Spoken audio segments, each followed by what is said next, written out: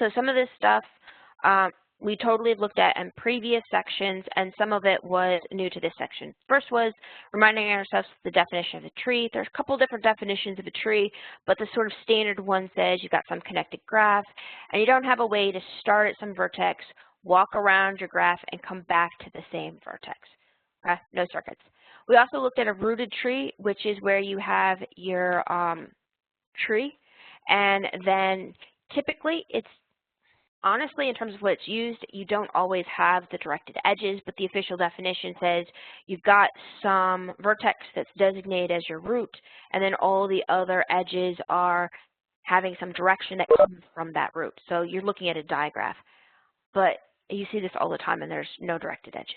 Okay. We then looked at some examples of trees. We've got this one here with the rooted trees, which has all the directed edges in it.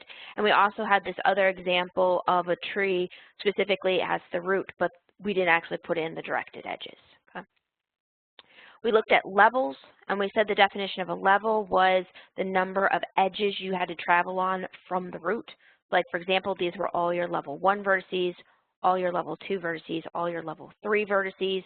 We talked about at the very tail end of last time, if you have a designated vertex, and I believe we looked at this one right here, who is its parent vertex? It's just one back. So when you say one back, it's towards the root. Its children, if it has any. This one has one child, and this is one further away from a root. So if you have any vertex, its parent is one level less. Its child is one level more, is one way to think about it. We also then talked about grandparents. Grandparents would be 2 levels back. We also talked about siblings. Siblings would be something like here. So this N and P vertex are both children of vertex I. So those 2 guys would be considered siblings. And all of these are typically, the naming conventions are based off of like a family tree. So family relationships. And then the last definition we talked about was leaves. And all of these little highlighted vertices, except for vertex V here, are your leaves. Your leaves are all your degree 1 vertices, excluding the root, because your root can actually be degree 1 if the root has only one child. That's not ever considered a leaf, I guess, unless you have just the tree is only that one vertex. It's also a root. So these guys here, in other words, when you travel from your root, this is where the path ends. You can't go any further in your graph. So that's where we ended last time. So this time, we were right at the point where we were looking at a theorem. So this guy is Theorem 1 in your textbook, and it says exactly what's typed up here. So you're started off and you're some sort of connected graph. So the connected graph, it doesn't say you have to be a tree. All it says is you have to be a connected graph. Then the following are equivalent. And if you haven't seen that before in a math statement, what that means is if you have one of any of the following properties, you automatically will have all of them. If you for sure don't have one of the following properties, for example, maybe you actually found a circuit in your graph, then you're not going to have any of the other properties either. In other words, it's all or none. They're logically equivalent. In other words, they all occur at the same time. So here are the things that are logically equivalent. The graph has no circuits. So if the graph has no circuits, then it would have all of the other things. Actually, it's if and only if when following are equivalent. So let A be any vertex in your graph, so it doesn't matter what vertex this is. Then if you pick any other vertex in your graph, so first you pick A, and then you pick any other vertex in your graph, then there is that really should have been an is. Then there is a unique path between A and X. And it always feels like the next part is the same, but actually they're slightly different. The next part says if you pick any two vertices in your graph, there's exactly one path between them. And the only difference between part B and part C here is this one here, if you first pick the vertex A, and then vertex A is fixed or it's stabilized, and then you vary the other vertex around. So this one here, in terms of a tree we already have up here, I'm just going to pick on a tree. Suppose you pick this vertex right here. I'll go ahead and highlight it. Oh, maybe this one. So suppose you pick that vertex. then if this is your vertex A according to the theorem, then it says pick any other vertex in your graph. It doesn't matter who. You're going to have a unique path between the two. Now, an immediate consequence is, of course, the C, which is just pick any two vertices. You don't have to worry about the order in which you pick them, and there's exactly one path between them. Okay. And then this last one says graph T is what's known as minimally connected. I don't recall if we've had that definition before or not, but minimally connected means all of your edges are in fact bridges. So if you have one, you have all.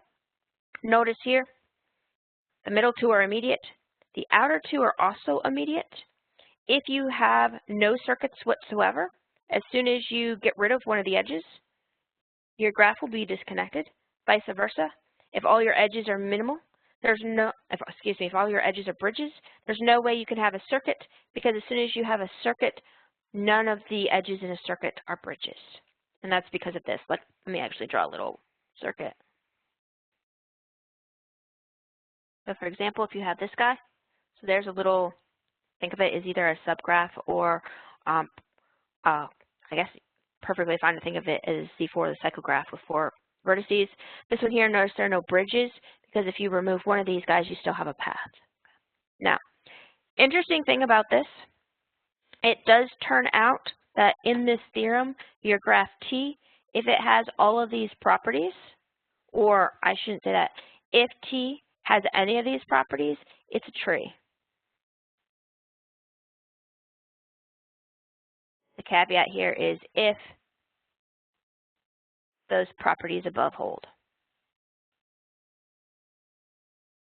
or are true in your graph. Okay, so notice this first one here, the definition of your graph having no circuits is the definition of a tree. Notice also, if you pick any two vertices in your graph, has exactly one path, that's also an alternative definition of a tree. Notice we actually picked up another definition or alternative definition of a tree. If it's minimally connected, in other words, all your edges are bridges, that does in fact tell you you have a tree. Now, fun fact, you can also have something that's called maximally connected. Maximally. Any guesses what type of graph that might be? Minimally connected ones are trees. Maximally connected ones are, complete graphs. So trees and complete graphs are your two extremes in terms of connected graphs. You can get worse connected than a tree, but that bumps you into a disconnected graph. Theorem 2 is something we've talked about already. Your book actually collects most of the facts about trees in this chapter, so you're going to see some repeats just because it's all collected together. When we said if you have n vertices, the number of edges in a tree is always one less than the number of vertices. We talked about leaves, parents, children, grandparents, etc. of types of vertices in a tree. You typically, well, in a rooted tree. But you also have something called internal vertices. Your book actually put this definition right here. I need to remember to keep putting it up with all the other definitions of vertices or types of vertices in a rooted tree just because, well, it makes sense to go there. But internal vertices, these are vertices in your trees that have children. So for example, if we have a little baby graph right over here, doop, doop, doop. So somebody like this, notice, and I'm going to go ahead and color code these guys. So in terms of the leaves, I'm going to put leaves for green. Not at all strategic whatsoever. So leaves, these are the guys with no children or degree 1. Your internal vertices are your vertices with children. So for example, one internal vertex would be that guy right there that's highlighted in yellow. Why? Because it has children. Okay? So that would be the idea right there. Now we need that definition because we're about to get into types of trees, specifically types of rooted trees. So there's a couple of different types of trees. In fact, there's a whole collection of types of trees. These guys are called m-ary. You don't normally say m-ary like that. You normally actually go ahead and put in what M would be. So let's do the definition in general, and then I've got an example. So these type of trees are rooted trees where every one of your internal vertices, and that includes your root, has exactly M children. Okay? So for example, if we look at this example right here and you look at all of those different vertices, I'm going to claim that this looks like one of these m-ary type trees. What would be the M in this particular case? Anybody spot it? And while you guys are spotting it, I'll make it so I can actually write. Yeah.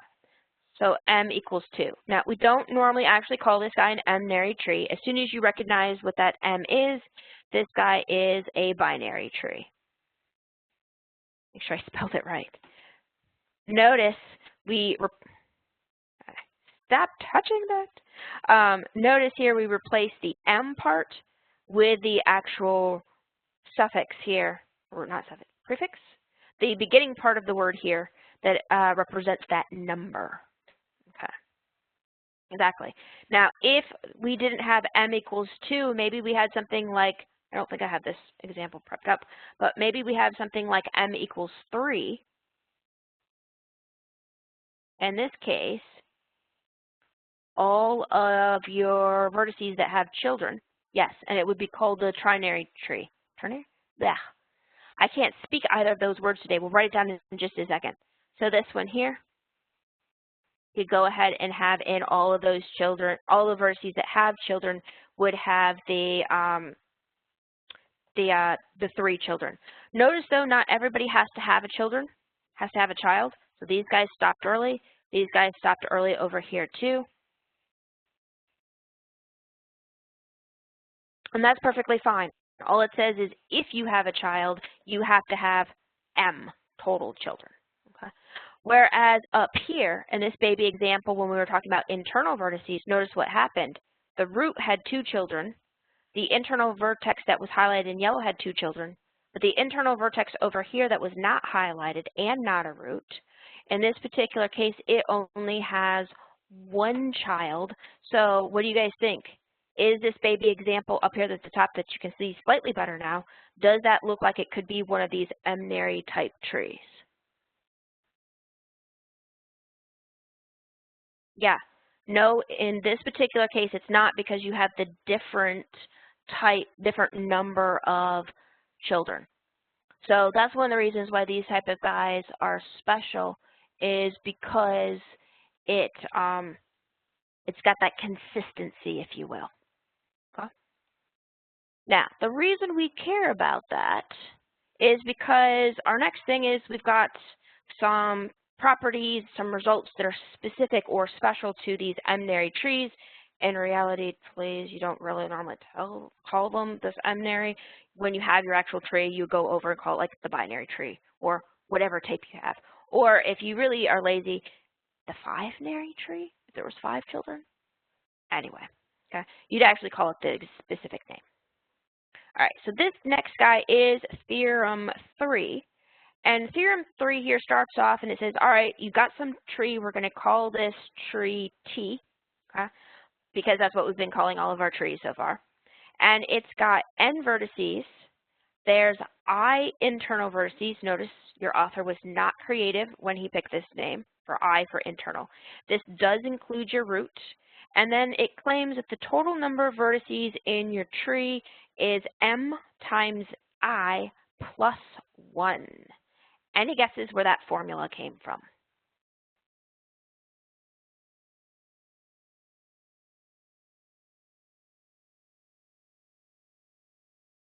Don't worry about the plus 1. Start with the m times I. Any guesses where the m times I comes from?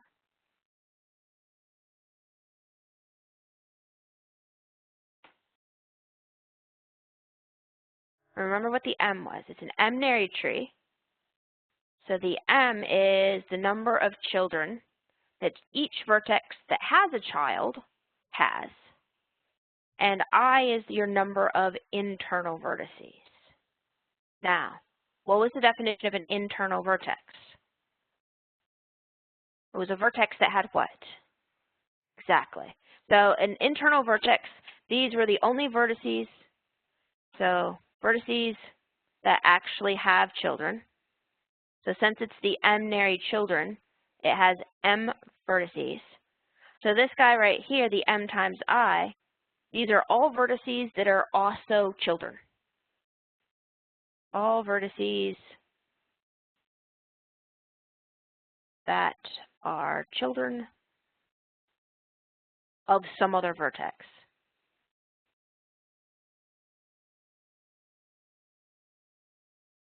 And yep, you guys are exactly right in that guess. In terms of the +1, that is totally where you grab your root, because the root is not a child of anybody. Yes, or you can think of it as the degree of your internal vertices. That works too,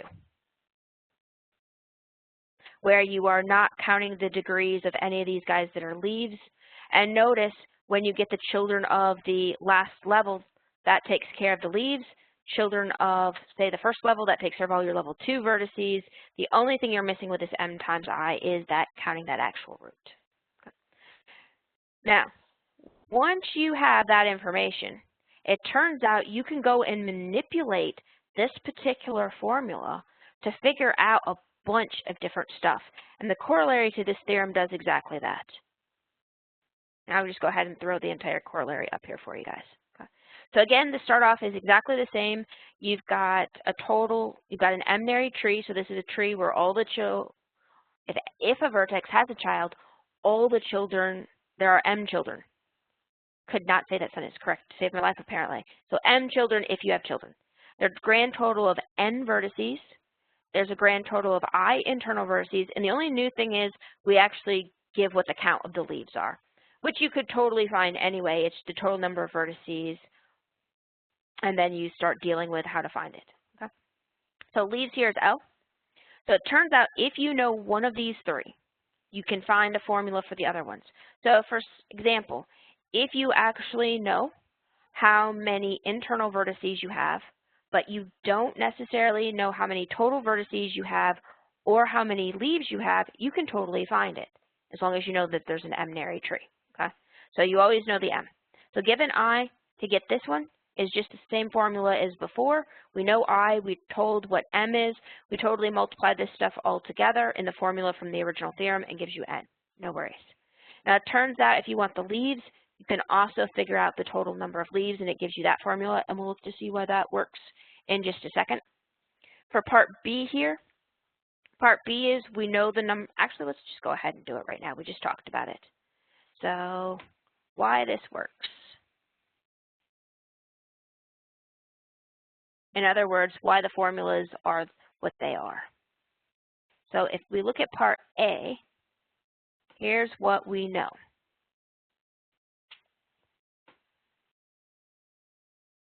We know what m is, and we know what I is. Then, by Theorem 3, which is just barely off the screen, we get that n equals m times I plus 1. Okay? So the only thing really for part A of figuring out why in the world we got the thing that we got is this guy right here of how did we get these leaves? Well, it turns out if you're trying to find the total number of leaves, well, total number of leaves is total number of vertices in the graph, all vertices, and then you minus the guys that aren't leaves. Well, the guys that aren't leaves are your internal vertices, and internal vertices do include your roots. So this is, you count up your root, all your internal vertices that aren't the root, get that total number and subtract it from total number of vertices. That'll give you your leaves. Now, that's a perfectly fine formula, but it's not what we have up there. So what do we do to get the actual formula given in this corollary? Don't overthink it. We already know that n equals m times I plus 1. And then you just do a little bit of algebra. Combine the terms with I in it. So m minus 1 times I, and then plus that 1 at the end. Okay? So note, this is literally just a manipulation of the relationship between your vertices, your internal vertices, and your leaves, and the formula that we already know. Same sort of idea for part B. Part B, you're given the number of leaves in your graph. And then if you know that's an m-ary tree and you know the number of leaves in the graph, it turns out that you can recover both the number of internal vertices and the number of total vertices in the graph itself. So if we look here at B, here's what we know. We know what M is. We know what L is. We also know a couple of extra things. From Theorem 3, we know that the total number of vertices is m times I plus 1. We don't know what I is or n is, so that's not super helpful. This is by Theorem 3. But the thing that we used right here, let's go ahead and write that down. We also know the total number of vertices is the number of internal vertices plus the number of leaves, and this is just using the definition of what internal vertices is, what internal vertices are, and what leaves are. Okay, so these here are the two main formulas that we have going into this corollary. Now, putting that all together, we can actually figure out these two formulas. And I'll go ahead and start off with the thing that we know from part A. So, by part A, and this is often, I don't know if you guys have noticed this before, but if you've ever read through theorems much, sometimes the parts don't matter, the order in which they're given, so part A, part B, part C, etc. But sometimes they're written in parts because that's, part A was used to show that part B worked. Okay? So that's what we're going to do here. So by part A, we know that L equals m times 1, m minus 1 times I plus 1. Now what I'm going to do with that is I'm going to manipulate it. Specifically, I'm going to move the plus 1 to the other side.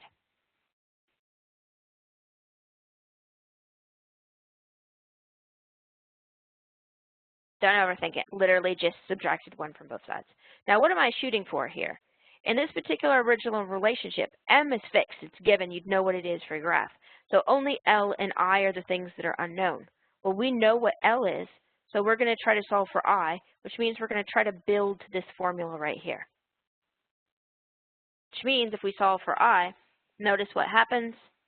I equals L minus 1 on the top, m minus 1 on the bottom, and that is exactly what we were trying to get in this formula right here. You can do a very similar type thing for the second formula, and just so I can keep everything on the page, I'm going to go ahead and just do this on like the second side over here. So if we wanted to try to find n equals that whole fractional mess, I'm going to start off with something we know about n. We know one of these two formulas. You could actually deal with either of these two formulas. I'm going to go ahead and do this first one right here because that was both in part A and it's the theorem that this corollary is based off of, but you could do it with either of the two entities. As long as you had a formula for both I and L. L is given, I we just found a formula for, so it would totally work in both cases. So here, if we looked at n equals m times I plus 1. I'm on purpose doing the one that's a little bit harder. We'll go ahead and we'll plug in the formula we just found for I. So that's L minus 1 over m minus 1 plus 1. Don't overthink this one here. We're just going to go ahead and do some algebra and simplify it. So multiply the m up top, we'll have ml minus m. And if we get common denominators for the plus 1, you'll get m minus 1 on the top. Combine it all together, and this is ml, those minus 1 plus m minus m plus m should cancel. We should just have ml on the top and m minus 1 on the bottom, which looks like what we were supposed to get. So we are good to go there as well. I'm just going to do a check mark when we got what we wanted. And I believe part C is in your homework, so I'm not going to go over part C. But notice, in terms of this formula manipulation, all of these are literally just taking some of the given formulas we already have, manipulating them algebraically, and building up to that new formula. Okay? Questions? Make sense? Kind of feeling okay so far? At the end of the day, they're just formulas that you use if you are dealing with a m-ary type tree. All right, seeing no questions come through, let us look at an example, and then, well, we'll do more things. So suppose you have the following example. I think I've got enough space for that example. And suppose you've got some sort of tournament, whatever it is. Pick your favorite thing that has some sort of tournament attached to it, okay? And this thing had 68 teams, or if you prefer, individual people, if the thing you're thinking of is an individual type event. And so you got 68 participants signing up, either in teams or individuals, again, depending on the thing you're dealing with. And what we want to know is how many total matchups would be played. Again, if you knew what game or type of tournament this is, you'd insert the appropriate word for that game, sport, whatever it is that you're thinking in your head right now. Okay. So if we want to try to model this by way of a graph, the first thing that you'd want to worry about is, all right, well, what are we actually looking at here? And I'm going to claim that this guy is going to look like a binary tree. So first thing is this tournament, assuming that you only have 2 teams or competitors playing each other at a time, would represent a binary tree. And then we'll confirm. Okay. The people that you have, or the team, again, depending on what sport you're currently picturing in your head or game you're currently picturing in your head, these guys are going to represent your leaves. And lastly, the matches. In other words, when they play together, again, in whatever sport or game you're currently picturing in your head, these would be your internal vertices. So let's see if this actually would model what we're thinking. So here we've got what? We've got 1, 2, 3. I'm not writing out 68 of them. So we will put a dot, dot, dot here in just a second. Dot, dot, dot. Okay? So this is like team 1. This would be like team 2, team 3, team 4, team 5. I'm regretting writing that many vertices. Team 68. Okay? Well, what happens? We then have that the 2 teams play each other, and then there is supposedly one winner. Okay? Here, we'd have the same issue. Here, we'd have the same issue. Here, you'd, again, have the same issue. And then the winners play. Here, it would go with somebody else. I don't know what's going on over here because I didn't write this thing big enough. And then it would keep on going until you finally get to, I'll go ahead and just connect this in and we'll highlight that dot, dot, dot saying there's way more. This does not model 68 vertices in any way, shape, or form because it's too small of a graph. Okay? But each one of these guys would be a game, and so these 2 guys would play, and then you would get a winner, and then that winner would then go on and play. In other words, a standard bracket for a tournament. Okay? Now, you get all the way to the bottom and you have a root. Oh no. Notice, unlike our other examples of our rooted trees, this one's upside down. It happens. It all depends on the context you need.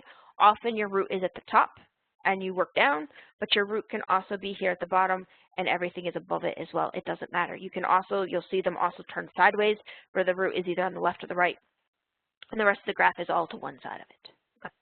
Now, a couple of things to look at. Let us apply our corollary that we just looked at. Okay?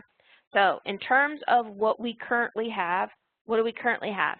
We're told we had 68 teams sign up, or individual participants, if we're looking at. So in that particular situation, we have a grand total of 68 leaves, the leaves here being the top ones. In terms of your internal vertices, I don't know how many internal vertices we have. So if you wanted to know how many actual matches, how many games would have to be played, and that right there from a tournament runner's or administrator's point of view, if they need to reserve so many rooms, tables, whatever equipment is needed for these games or sports, they would need to know, hey, how many games are we going to be having? And at a bare minimum, when do we schedule these things? Huh? So if we know we have 68 leaves, if we want to find the number of matches or the number of internal vertices, what would we do? Don't overthink it.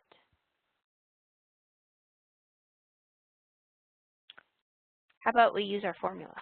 So the whole point was just to see if we could use the formula from the corollary. So let me pull it back. So if you know your leaves and you want to find your internal vertices, attempting to find the formula in this corollary, anybody have a guess on which of those three parts we would want to be using?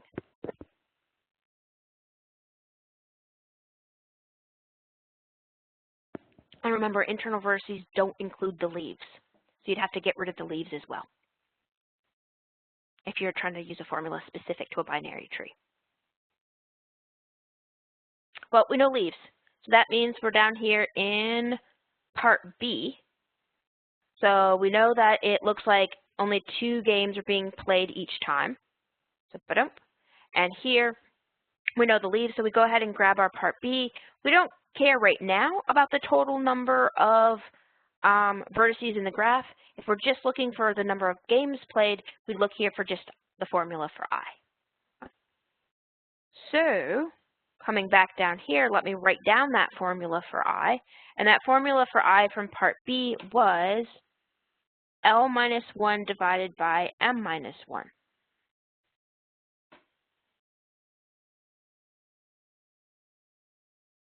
Now, is that something that we think we can figure out?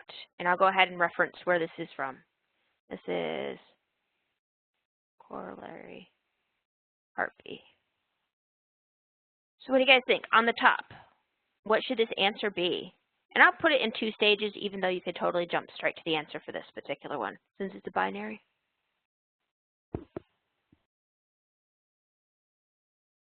Yep, so on the top is 67. On the bottom is, and I'll go ahead and put in the middle steps here, the 68 minus 1. On the bottom is 1 or 2 minus 1. So everything down here does, in fact, look like a 67 if we're putting this all together. Now, notice here, in this particular case, for a binary tree, binary guys are awesome when you only have your 2 children for those guys who are dealing with children, because if you have m minus 1, 2 minus 1 is just going to be 1, so it's just going to be that top. So notice these formulas can definitely simplify or get easier, have special cases for specific values of m, but these formulas do work in general as well. You want to read the graph up. So the assumption with a tournament, unless you're told otherwise, is that you have 2 teams playing each other. So if we look at, let me use a different color. So if we look at this guy right here, that particular vertex, which is currently not named, so let's call it Vertex A. Vertex A has 2 children currently labeled T1 and T2. Notice the children are going away from the root. In terms of the actual game, you would be creating the specific teams that go into each match or are tagged at each vertex, going down, because as they play, they move on. But in terms of, with respect to children or m-ary, children are in this orientation would be reading up. Another way to think about it is the number of children. Make sure I'm not saying something stupid here for a second. The number of children a vertex has, as long as it's not the root. The number of children a root has is the same as its degree. The number of children a not rooted vertex has is 1 less than the degree.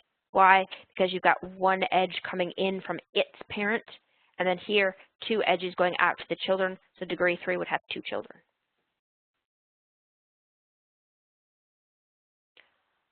Just a binary tree. Now there are some things where when you're dealing with binary trees, and we're going to see that actually here in just a second. Actually, I'll put it in.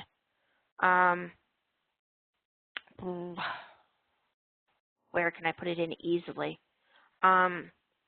Here with having an even number of teams, this one here, once everybody would get matched to somebody else and you wouldn't have that sort of an issue, but you can actually also have what's still considered a binary tree.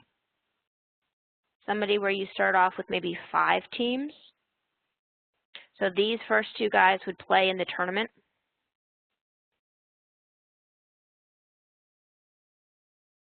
And these next 2 guys would play in the tournament.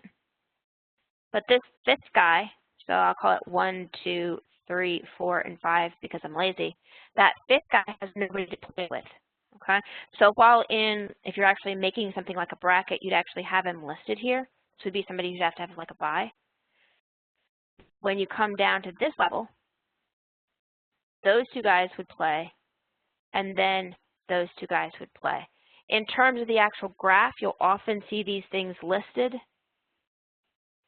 where you have the extra inserted vertices to just extend out. But in reality, you could collapse this guy completely down so that you actually have this guy that had the bye is just hanging out until he actually gets to go through. These guys here are typically also still called binary trees because you've got this special situation where you didn't start with 2 to the n number of vertices.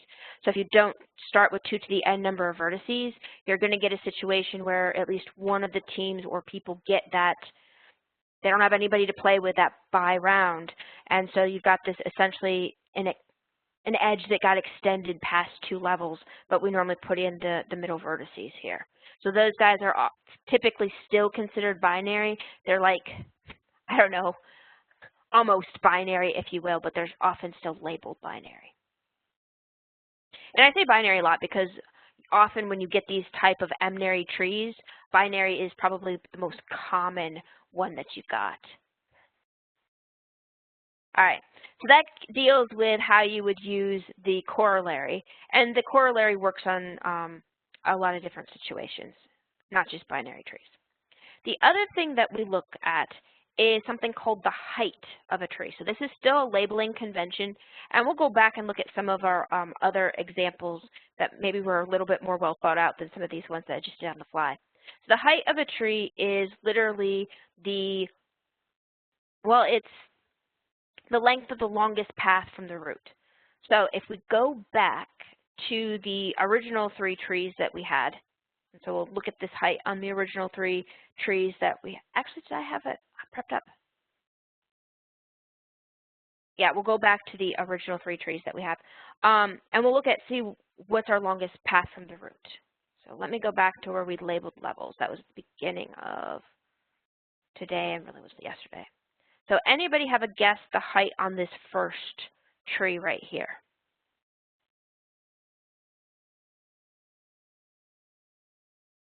Yeah. So 1, 2, 3, you go down to the very last level. Anybody have a guess on the height of this second tree? Yeah, this one would be 4. You go down to the very last level. When your tree, or your rooted tree, because this only works with rooted trees, is positioned in such a way so the root's at the top and all the other vertices fall down, like this, or like the tournament we just saw where the root was at the bottom and everybody sort of grows up, if you will. You just go out to your furthest level, and that's the height of the tree. Now, if you have a tree like we saw last time where it was just like a dancing man here, is totally what I'm picturing. This sort of mess that's the root is not at either the top or the bottom or the left or the right. If you want to find the height of this tree, what would be the height of that tree? Any guesses?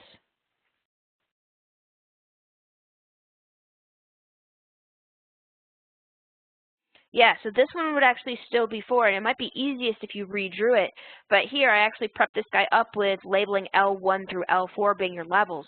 So level 1 is the 3 guys adjacent to the root. Level 2 is only this guy right here that's a path length of 2 away. Level 3, the ones adjacent to level 2 that we didn't tag already, and then we got all the way out to level 4 guys.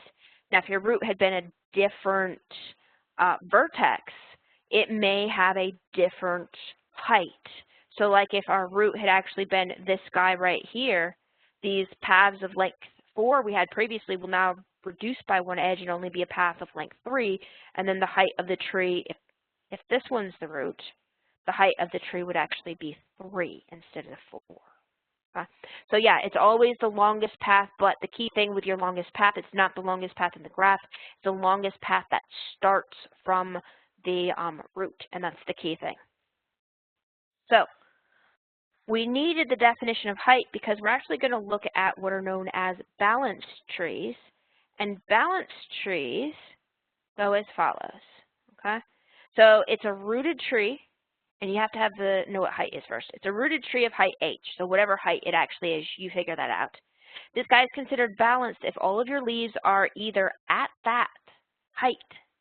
In other words, all the leaves are down there at that furthest away level, or they're one fewer. And this one fewer is just because maybe you don't have the right number of vertices to do the perfect thing. Okay? Now, in terms of a comment here, a balanced tree has what's known as minimal height. In other words, if you have a tree and then you convert it into a rooted tree, if you convert your tree without a root into a tree with a root that's now a balanced tree, what you've just done is you've chosen your root, so it's essentially the vertex in the center of your graph. That way, if you were just long and scraggly paths, okay?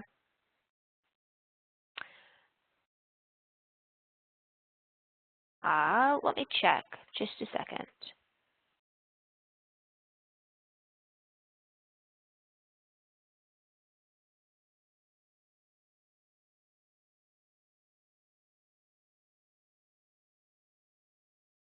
I opened it up so you can pick as many of those things as you want to, or you should be able to now. That way, if you want to select more, you can. All right, so where were we? Right, so if we look at the following example, so suppose you have these three graphs, and it is already prepped up on Pull Everywhere with those three exact graphs. I totally just ripped them from the hand drawing right here.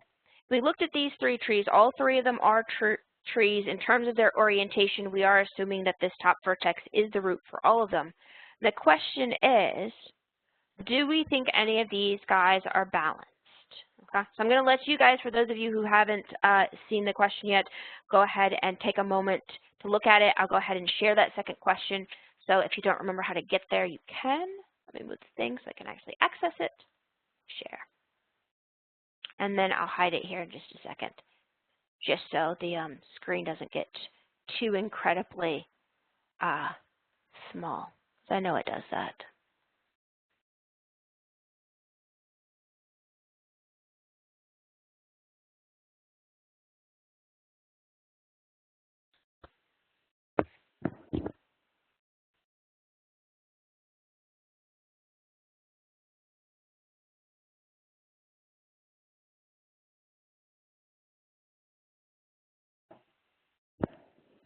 And while you guys are thinking about whether those things are balanced or not, I'm going to put labels on one of these graphs.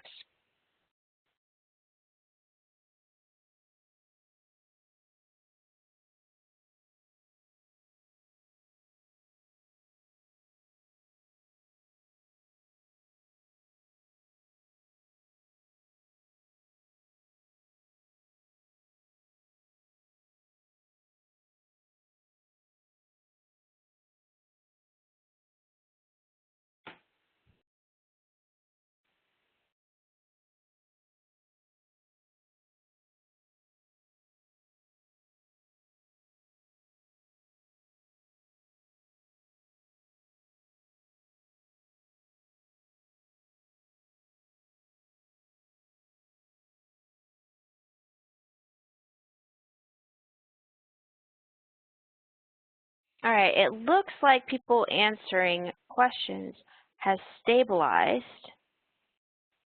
Oh, I lie. There's more.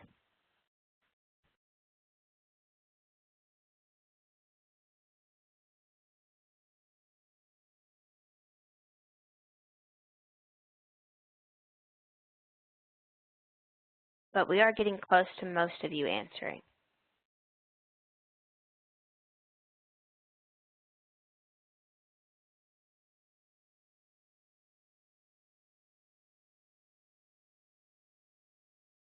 All right, that does look like it's starting to stabilize now. All right, so it's still active, it's still live, so if you're still putting in your last answers, you got a little bit of time to do that. But let me talk about what I did while you guys have been answering questions. So what I did is I manipulated the first example right here of a tree, this little binary tree right here. And what, actually all of them are binary trees, but this first little tree, and what I did is I just redrew it, okay? So what I did here is I just picked on the vertex G right down here at the bottom, and I'll just highlight it. And what I did is I said, hey, you know what happens if G was a root as opposed to A?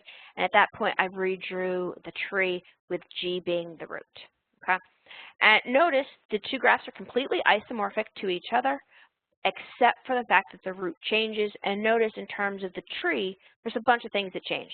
So let's first answer the question if the first guys are balanced, and then we'll go and answer that same exact question where if we change up the root on that first tree.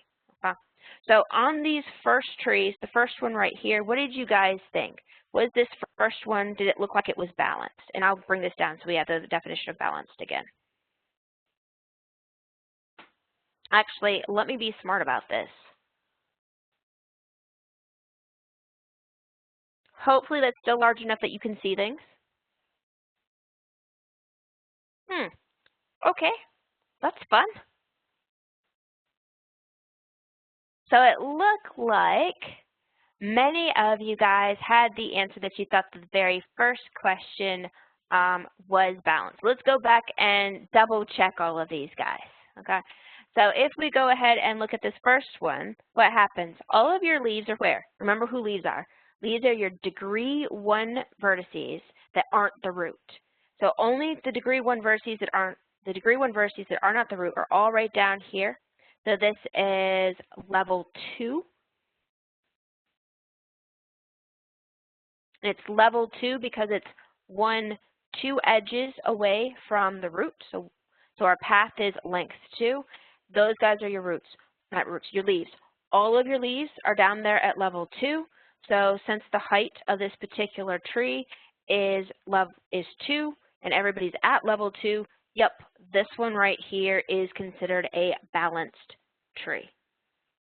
And that's actually the best case scenario, okay, where all the leaves are down there at that last level. Now, when we look at this middle one, it does not have all of its leaves down there at the bottom level, okay? So this guy is also a height 2 tree. It's got 2 levels, level 0 at the top, which is the root. We don't care about him right now. Level 1 that has internal vertices and 1 leaf, and level 2 that only has leaves. So I'm going to circle the leaves. Actually, I can do that down here too. Leaves. Okay. So in this case, what do you think? Does it still match with the definition of a balanced tree, though? It's different than the first one. Yep, so the key thing with balanced is all your leaves are at level H and H minus 1. So the height here is 2. So all the leaves are at level 1 and level 2. So yep, this guy is also considered balanced. Now, maybe you didn't want your leaves at both of those 2 levels, but for the definition of balanced, it's still considered balanced. Now, what about this third tree? What do you guys think about that one? First of all, what's its height?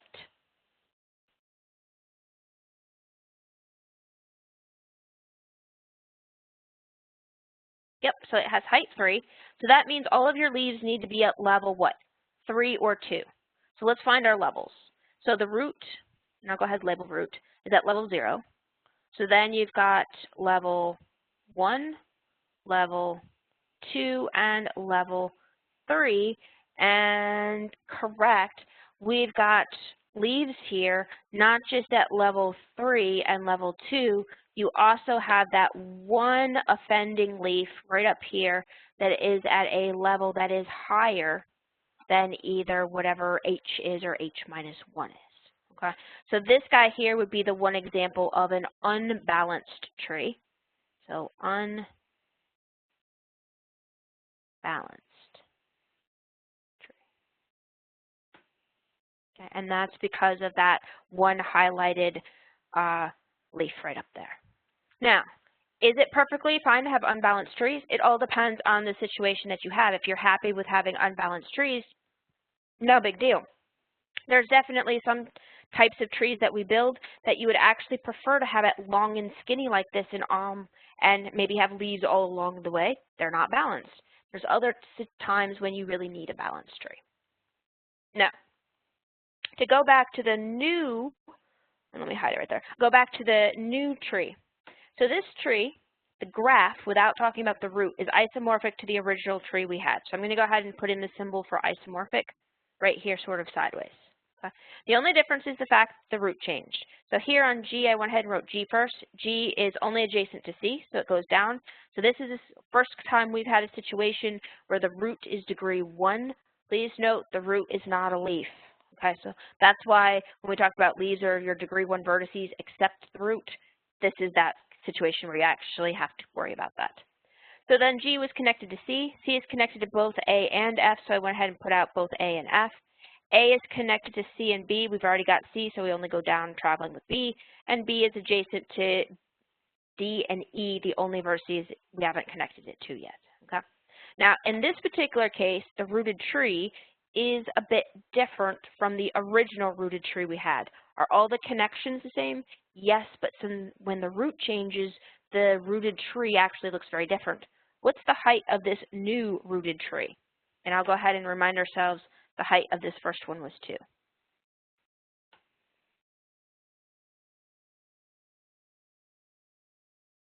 Is it 4? 1, 2, 3, 4. Yep, you guys are totally right. And what do you guys think? Is this guy balanced?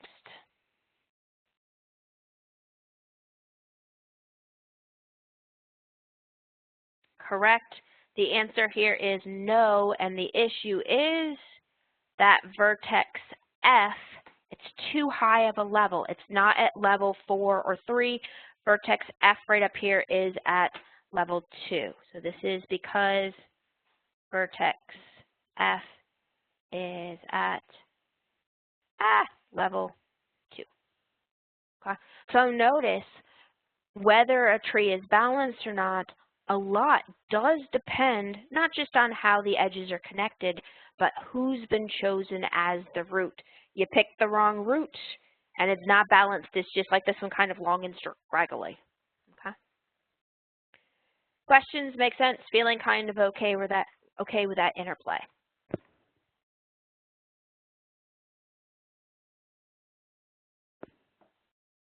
So just as a heads up, one of the reasons that we talk about this is because we're not going to get to it today, but later this week when we're in Chapter 3, one of the big things that you do is you have a graph that's not a tree, and you build what's called a spanning tree. In other words, you use all the vertices and you just collect the edges to build up to a tree.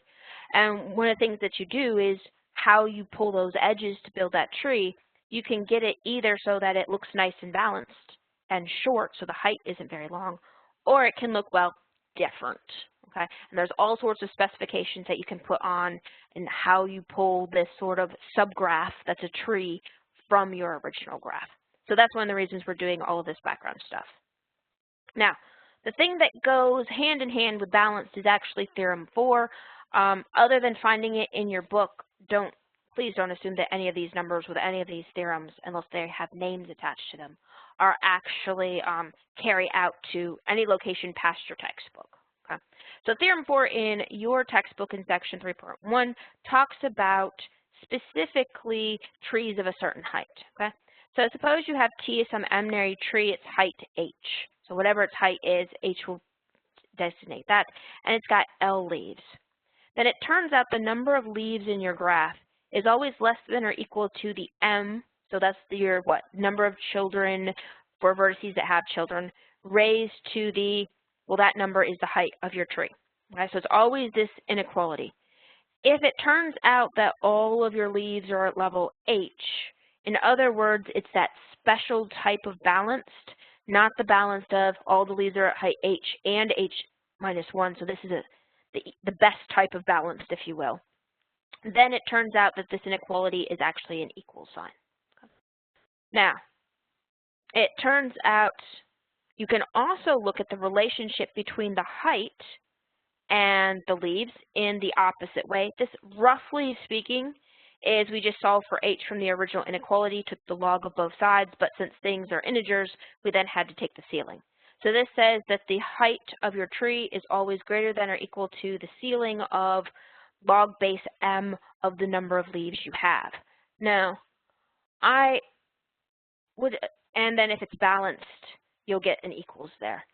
Now, sometimes people come into this class and don't know what a ceiling is, and oftentimes you come in and you do. So, should I do an aside that talks about this notation of what a ceiling is, or are you guys all comfortable with what a ceiling is with respect to math?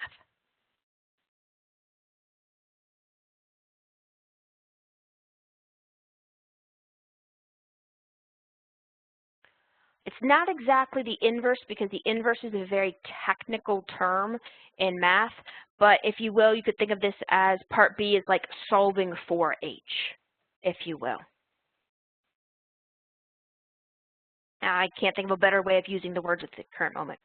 So here's the aside in terms of ceiling.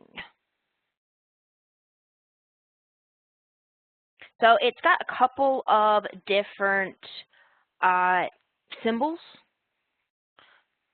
If you're coding, it's typically that for a lot of programming languages. Okay. But in terms of math, you've got what looks like square brackets, except you've only got the part up top. And what this says is you round up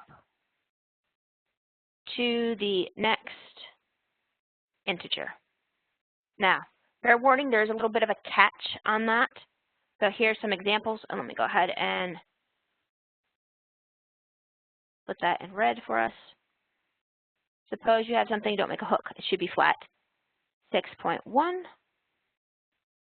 maybe 6.9, and maybe just plain old 6. And there's also something called the floor done the same way, except with the floor you truncate instead of round up, so you round down.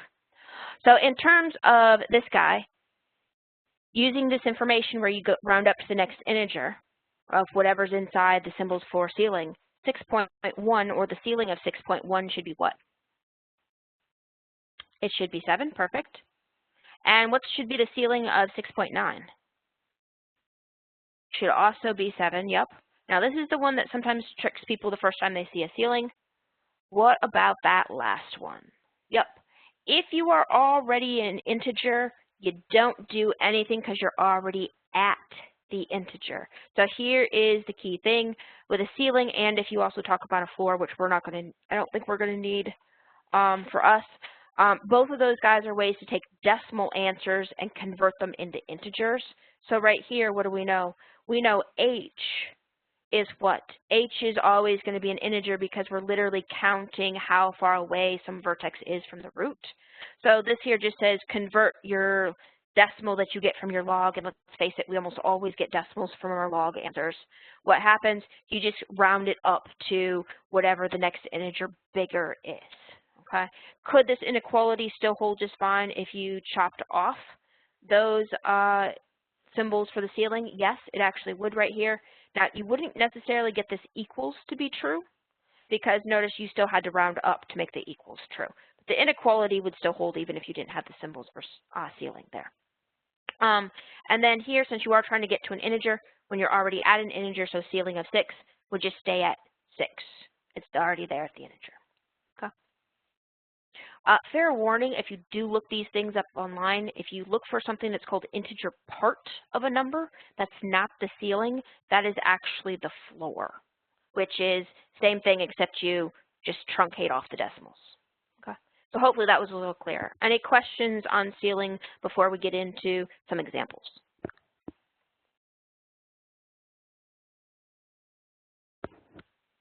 All right, seeing none come in, let's look at some examples. So I prepped up this graph for us, and it is actually a graph that could be useful if you were dealing with sorting. Okay?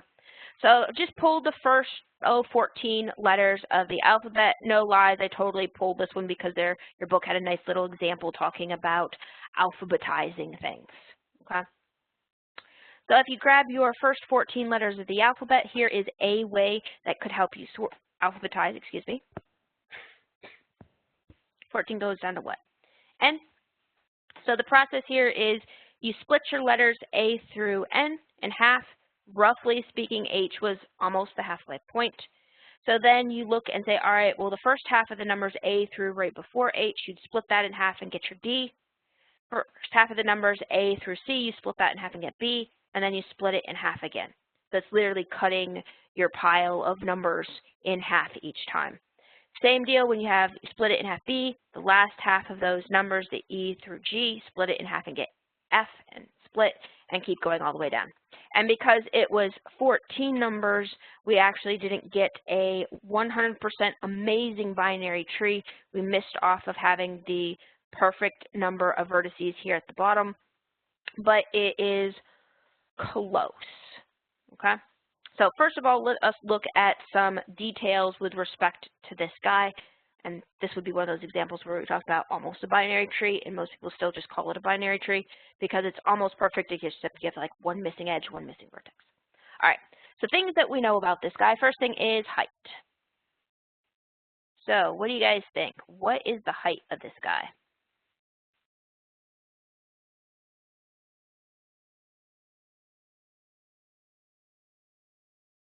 Yep, it looks like 3 to me too. Now, if we were looking for, so actually I should probably make it a little bit better in terms of the symbols because we actually have letter symbols for all of these guys. Height we actually have is H. Leaves we have is L. How many leaves do you think we have here?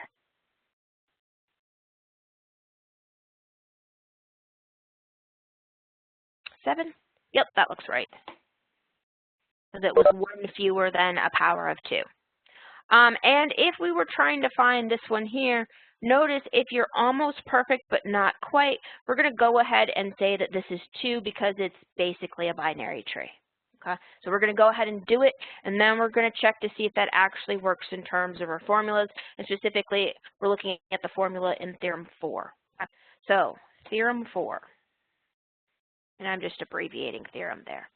If we look at part A, what happens? Part A claims that the number of leaves is supposed to be less than or equal to m raised to the h. Okay? Well, we said m. We were guessing that we should be able to use 2 for m. And we said h was 3. So if we go ahead and multiply that out, notice what happens. We'll get 8 right here. So do a quick double check. Our leaves. Do we have less than or equal to 8 leaves? Yeah, we do. And notice here, if it's not perfect, a perfect binary tree where it gets all the way down, that's where that less than or equal, that less than part of the less than or equal term comes into play. If we'd actually had the 1 extra edge, the 1 extra leaf right there, we would have exactly the 8, and that would have been the balanced all your leaves at the last level. Okay. So this is something that happens quite frequently where you have, if you have an odd number of vertices and it's trying to be a binary tree, it's desperately trying to be a binary tree, we'll still go ahead and say, yeah, m equals 2 because it worked for everybody except for you one poor sucker right there. Okay. Now, let's go ahead and grab part B. Now, part B was where we had to do a little bit more computation. So this inequality said the height was supposed to be greater than or equal to the ceiling of the log base m of L. Okay. So let's go ahead and plug in what we know. Well, actually, we know all 3 of those pieces. So I'm not going to plug in for H. I'm just going to plug in for the log part. So first thing is you just plug in. So this would be log base 2 of L. L was supposed to be 7. Okay. No lies, totally use the calculator. And if you guys hopefully remember the conversion for log 2 if you want to plug it into a calculator. If not, the standard conversion is pick whatever log you actually have in the calculator. I normally default to log base E, but you don't have to. You can also do log base 10. Calculators typically have both of them. Remember, change of base formula says change to whatever new base you want. Big number goes up top. Number that was the base goes on the bottom of the fraction. But even if you used log base 10, or if you actually had some sort of online program or whatnot that'll calculate them with any base that you plug in, the decimal we should have gotten is 2 point something something. Where'd my calculator go? And then the calculator disappeared. There it is. I put the lid on. It's amazing how it goes away when you put the lid on. Not really. Awesome. One of you sent me in the decimal. Perfect. So this is 2.80735, and we actually don't care about that many decimals because we're about to take the ceiling. So if you take the ceiling of that particular decimal, 2 point something something, all you need to know was it was 2 point and then there was a decimal after it. What should the ceiling of that number be? I talked my way too much with that. So yeah, so this one here, you just round up, so you'll get 3. So do a quick check. Is the height of our particular graph 3 or bigger?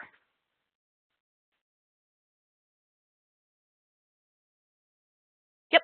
So this one shows that, hey, we actually did get a situation where you've got this guy that was almost a binary tree. We went ahead, we plugged everything in, and we were still able to use all of those same formulas just fine. We were able to, if we didn't know how many leaves were actually involved, we could have estimated it. And if we didn't know what the actual height was, we also could have estimated it. And just something as on the aside, because this is actually what I did before I went to try to find my calculator. In this here, since all you needed was the fact that it was 2 and then some decimal, you didn't need the decimal, here's a trick for finding it actually by hand. You do have to know something about powers. Log base 2 of 8 is 3. Why? Because 2 to the third is 8. And remember, logs, this says 2 to the third is 8. It's just rewritten. And if you say, all right, well, that's 7's bigger than 8. So you look at the next power of 2 and it's 4. So 2 to the 2 is 4. So what does this tell you? This tells us if we have log of 2 to the x, I don't know what x is, but that is supposed to be your answer. So you'd say, all right, well, I know 7's between 4 and 2, not 4 and 2, between 4 and 8. So that means my particular decimal down here is going to be 2 point something. It's probably closer to 3, and it turned out that it was. Okay. So that's a way to guesstimate which integer you're between, especially if you, in this case, only need the integer. Okay. And that's it in applying that theorem. Questions make sense? Okay-ish so far.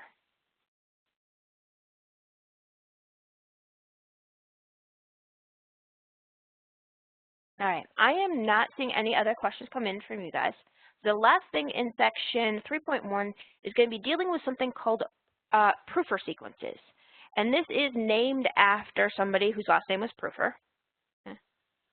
And what prufer sequences do is they are actually a way to encode your tree as a sequence, hence the word sequence right here. Now, it turns out the process is not difficult to do.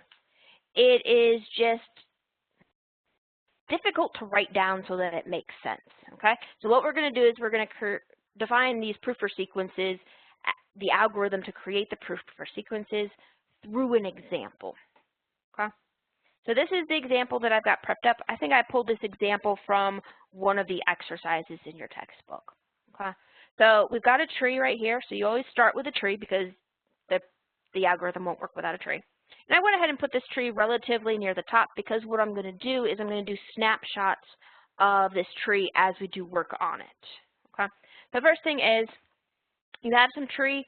The tree has n vertices, and we're going to encode that tree as a sequence. Now, anybody spot something that looks like a mix match in that definition, in those black words under the word prufer sequences? It's very subtle but extraordinarily important to make sure you notice.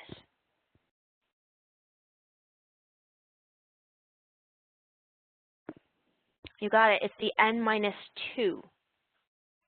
So make sure I'm highlighting. So this right here, notice the sequence is 2 fewer numbers than the number of vertices in the actual tree. It turns out, oh, let's face it, most of us are math and computer science or computer engineering. What happens?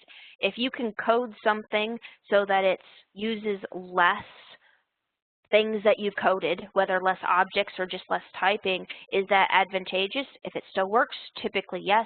Math, we're the same way. If you can do something with writing less, it's totally the way that we typically choose to do it. The only exception to that is if it's actually wrong mathematically or it won't give you the right answer. Okay? So this here is a way that it turns out when you start building this prufer sequence, the ends are always have the exact same format. So instead of writing the end down, it's like not writing a 1 times x, we just write an x. Okay? So I'll show you how that converts when we get to there. So let us actually build ourselves a prufer sequence off of the tree. So we have a tree, and here's what we're going to do. First thing is, let's go ahead and look to see how many vertices this tree has. Don't overthink it. How many vertices does this particular tree have? Looks to me like 8. Yep, that's what you're getting too. It's one of the nice things about labeling it with numbers. The strategy that I'm going to show you works if your vertices are labeled with numbers. And that's really, really key there is the numbers. You can do the same strategy with letters, but you would have to orient the letters alphabetically would be the key thing to look for. So here's what we're going to do. First thing we're going to do is when we build our sequence, we're going to use a helper variable. Now this helper variable that I'm doing L here, L for leaf, this one here is not part of the sequence. It's only going to help us spot what we're looking at in the actual root. So what you first do, and let me go ahead and write down what we're doing because this is going to be the algorithm we repeat every time.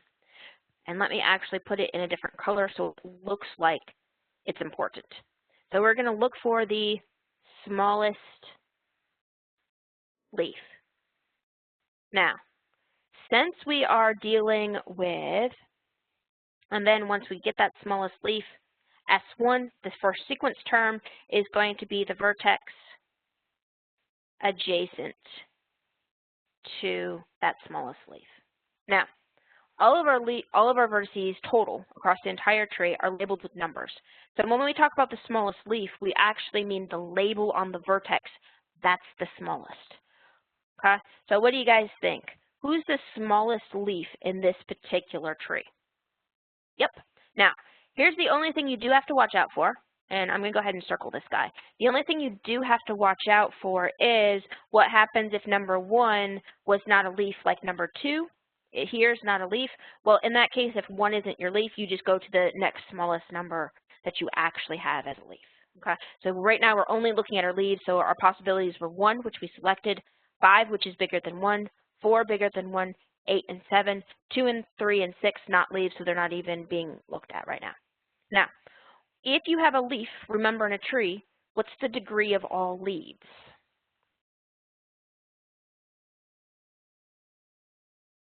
Right, the degree for any leaf whatsoever is going to be degree 1. So that means when we say here, pick the vertex that's adjacent to your leaf, there's not a choice. What's the only vertex that's adjacent to our leaf here?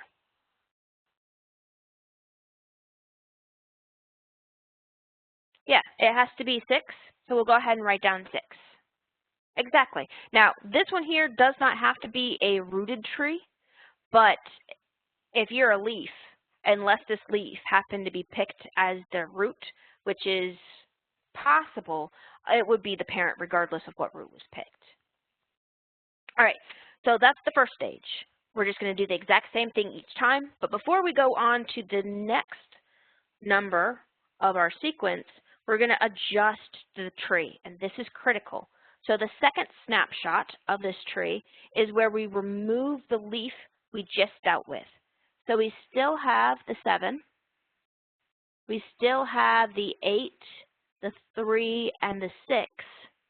We still have the 2, the 4, and the 5.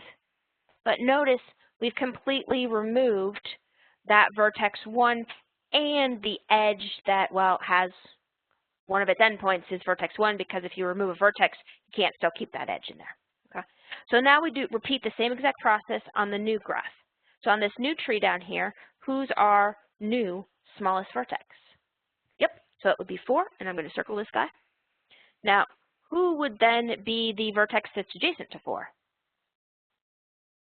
Only one option because 4 is degree 1, so we'll go down and put that vertex 2 label on there.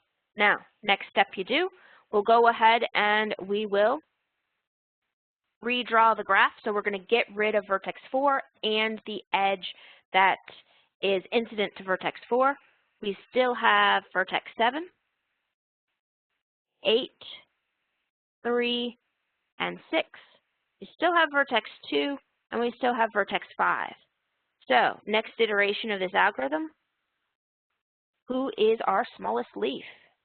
Yep, it's 5, and who is 5 adjacent to?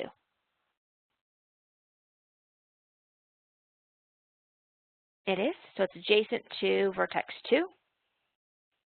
Okay. So again, we'll do the same thing. So next iteration is of our rapidly shrinking tree. We still have vertex 7, 8, 3, 6, and 2. Do a quick double check. Make sure I haven't missed any edges or vertices.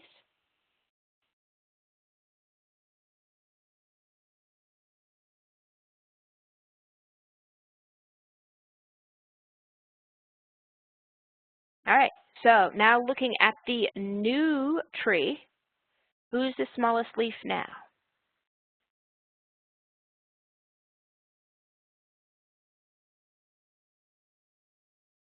That works. So yep, our smallest leaf in play right now is 2, and 2 is adjacent to 3. So we redraw the tree. You can actually do this all on the same picture, but I didn't want to do that the first time that we did one of these examples, because you can actually go ahead and just scribble out the edges and vertices you want in your tree. I don't necessarily recommend that until you've done this several times, but you can actually do it all in the same picture. Or if it's pencil, you go back and erase. So this one, our smallest leaf is 6. 6 is also adjacent to 3. Okay. So next graph that we have, we still have 7, 3, and 8.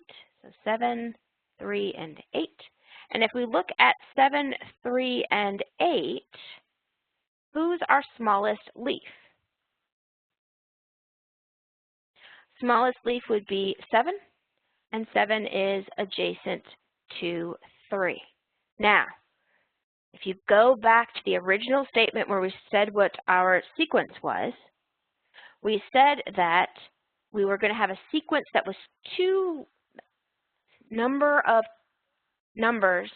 vertices in the sequence was going to be 2 less than the total number of vertices in your original tree.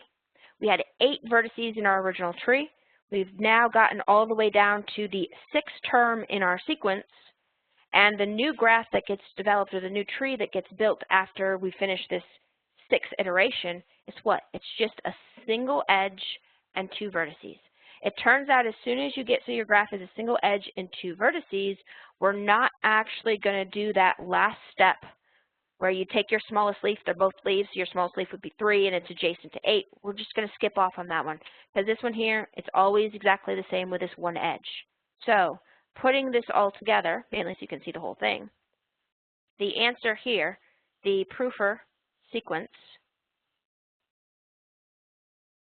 of our given tree T, I will go back and label it in a second, is 6, 2, 2, 3, 3, 3. Click check. Where did I get those numbers from? Now highlight it. Spot where I got those numbers, the 6, 2, 2, and then 3 3s. Yep, it was all the SNs. So these guys right here. Notice what did not get included whatsoever in the sequence. Didn't get included in the sequence for these leaves. Now, you need the leaves. They're definitely the thing that you're spotting in the graph to build the sequence, but in terms of the actual prufer sequence, it doesn't include these little sort of scratchwork leaf things. I say scratchwork, but they're actually really critical if you're given a prufer sequence and you need to build back to the actual tree. So it does turn out that this is reversible. There's no sense in coding a tree as a sequence if you can't recover the tree. So it turns out that if you are given a prufer sequence, you can totally recover the tree. Now, fair warning, when you recover the tree, it's a tree that's isomorphic to your original tree. So you do, we'll actually go and we'll start with this sequence and recover this tree. It may or may not look exactly the same, but it should be exactly isomorphic. Okay. So let us look to see what happens if you're given the prufer sequence. We may have to stop halfway through that example. So example, find the tree whose prufer sequence, technically that should be capitalized because it's somebody's name, is 6223333. All right. So suppose you have that guy. Now notice it's the same prufer sequence that we ended up with last time. So if we don't really screw up, we should actually be getting the same answer back. Okay. There's two ways to do this. I'm going to mimic the way that we did in finding the prufer sequence just because we have minimal time left. Okay. The first thing is to know how many vertices are going to be in play. You have number of numbers in the prufer sequence plus 2. So this tells us we're going to have a grand total of 8 potential, we're going to have 8 vertices. Okay? Unless you're told otherwise, the possible vertices are just going to be the numbers 1 through 8. 2, 3, 4, 5, 6, 7, 8. And then you want to knock out what the sequence is. So L1, sequence 1 is 6. L2, sequence term 2 is 2. L3, sequence term 3 is 2. And notice here the leaves are the L1s, L2s, etc. are actually going to help us build up to the tree. And the rest of these guys are L3s.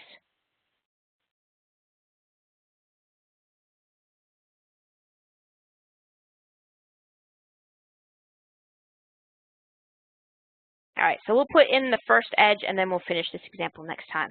So here's what you do. The first thing you do is you look at all the numbers used as labels in the sequence. These guys are not your leaves. So I'm going to go ahead and underline them. 2, 3, and 6 are not leaves. We're not allowed to use them, okay? So the 6 is the number of terms in the sequence. And that is because the number of terms in the sequence is always 1 fewer than the number of vertices in your graph. So instead of subtracting, we'll actually add them back because we started with a sequence. So for this first guy right here, what we're looking at is we're going to be looking for the smallest leaf. Wow, that's not a leaf. Leaf in list. Okay. And then this guy here, we're actually going to then, what's a good way? I need to get rid of that.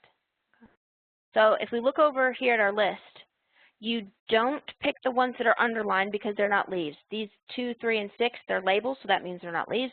So who's the smallest leaf left in that list as a possible leaf? 1, and that's how we'd start. So this would tell us that the beginning point of this new tree is going to be 1, 6, and then we're going to move on from there. But we're going to stop there because we totally ran out of time.